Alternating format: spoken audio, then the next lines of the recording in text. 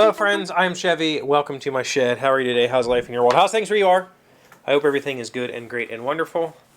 We have Bean with us today because, well, she's here and she asked to be on the show. So Wednesday was supposed to be our night, but because of the class, and my brain is still leaking out of my nose, we couldn't get together Wednesday night, so we decided to get together tonight. That's about accurate? Yeah, sure. What do you want to talk about? Oh, I could tell you one thing I haven't told you yet. So, about 3 years ago, 4 years ago, being told her mom and I that she no longer wanted to go by her first name. Her first name at that point in time was Alina. Don't say it. Okay. Was Alina, and that's how you've known her for all of these years. And she decided that she didn't identify with that name anymore, and she wanted to go by Roland, which is her middle name. And so for this year, she turned 16, and for a Christmas present from her mom, we officially changed her name. So her name is legally now Roland, and that's interesting. That was an interesting process, huh? Yeah. Why is this hairy? Because it's down here. So it's hairy? It was glued onto a piece of wood. So that's like probably wood fiber. Oh. So, unlike getting married, which is a pretty simple process that requires very little legal intervention, and during that time, the bride can change her name however she wishes, getting your name changed is actually like a pretty extensive legal process. Your mom had to, put an ad in the newspaper? Yeah. Announcing the name change. And you had to go before a judge, like an actual courtroom judge. What kind of stuff did they ask you? They were like, first they asked Mom, they were like, are you a felon? Are you a sex offender? Are you getting her name changed to avoid the law? Yeah. Avoid debt, avoid law. Yeah. And they turned to me and was like, he asked me if I was a felon, and then went, no, I can't ask you that, you're a child. And then he went, are you doing this to evade the law? No, sir, I am not. So Are you sure? They can't ask you if you're a felon because you're a minor? I can't be a felon. Oh, that's true. Yeah. And it's like this big, 2-page written, it's good faith, and the ad was in the paper, and nobody protested, and a whole hoop to jump through just to change somebody's legal name. And it wasn't, I get it. If you're going to go change your name, I'm going to decide that today my name is now Harrison Ford, and I'm just going to go change my name, and I can claim I'm Harrison Ford, and I could try to use that to manipulate something. I can understand that. But in this case, it was just switching first and middle names. Your middle name is your old first name, so it's not like we just went and made a name up or whatever, but you like that, huh? Yes. My initials are R.A.D. Oh, yeah, so now your initials are R.A.D. R.A.D. So that's cool. That was an interesting process. Pog, it's very pog. It's very pog? Pog. Do you know what that stands for? Play of game. Oh, okay. We'll go with that. That is not the abbreviation I was expecting. So what else do you want to talk about? What were you expecting? I'm not going to say it. I don't talk like that on this channel, so it is what it is. I'm confused. Yep.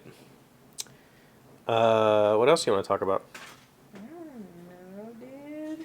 You're the one who wanted to do this. Here we are. You've just been dancing for 10 minutes. That's all I do. Not really. You don't ever do that unless the camera's on. Exactly. What do you expect? I don't know. I expect you to talk. I don't do shit like this on camera. I come down here and talk about who I am and what's going on in my world. What am I going to talk about? How's school? It's fine. We are officially on remote learning until January 4th, but you had chosen to switch to remote learning before they made that announcement, right? Yeah, a day before. Yeah. The students here kind of get a choice. You can either go to school 2 days a week and then remote learning the other 3, or you can just be full-time remote learning. Yeah. And there's been some confirmed cases in the local high school. So So I said, peace out. yeah, so we've decided to play it safe. How are you handling the remote learning? Not very good, but I'm trying my best. You had some issues early on. Are the issues still there? Are you still struggling? Yes. But you're getting it done? Yes. Okay, well that's what's important. I'm much more interested in some effort over none effort. Even poor effort is effort, right? Yeah. And that's better than just doing nothing. Yeah. So, full-time remote learning until January 4th, but I guess like you're really only going to have another week and a half of school anyway. Yeah. You really only gone for 4 more days, but Yeah. and they're talking about just continuing it for the rest of the year. But it's like a board vote and all that sort of stuff, and then the superintendent still kind of gets the call because it's currently in our state we have like a they call it a heat map, but basically it shows like which counties are above the threshold for COVID cases and they have to shut down. We are still in the green, I think. We might be. We're yellow. We're yellow now, but that means yellow is just like you can go to school, you just can't do extracurricular activities or anything like that. But they volunteered. Essentially, the board decided we want to shut schools down. So it's not the governor. The governor isn't making them do it, and the governor and the state superintendent hasn't made any sweeping like we're going to shut all schools down. It's locally our board decided to do it, and our superintendent said sure. So they're talking about maybe during the next board meeting voting to extend it until the end of the year, but we'll see what happens. I don't know. It'd be kind of crazy. It's almost been. Can you imagine? It's like. It's been a year. Kinda. I mean, we didn't Pretty stop much. school until February, but March. So it's been pretty close to a year. But But we COVID also had like last year, at the beginning of January, you guys missed a day or two because there was the flu in the area. It was running through the school really bad. So, Yeah. not saying that was COVID, but we do have confirmed cases in the U.S. as far back as December. So, it is what it is. Sucks. Yep. But that's what we've been up to. It's going to be a short weekend and I'm back to work on Monday, and I already have a big project lined up for next week, and I still have to do all this project management study and try to pass this exam. And you have to take me to the doctor. And we got to go do a brain scan for this one next Friday. So, oh, and I got to go see my parents tomorrow. That's funny.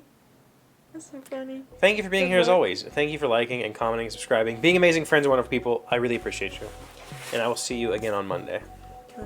Today's word of the day you should know to sound smart is disenfranchise. It's a verb meaning to deny someone a right or privilege, to make someone feel rejected and apart. Some states specify felonies that condemn the citizen to disenfranchisement for life. Andrew Hacker, American political scientist. Disenfranchise. DISENFRANCHISE. Yep. That does not mean that you disenfranchised a McDonald's. You're no longer a franchise. I want to do that. What? Drugs. Don't do drugs, kids.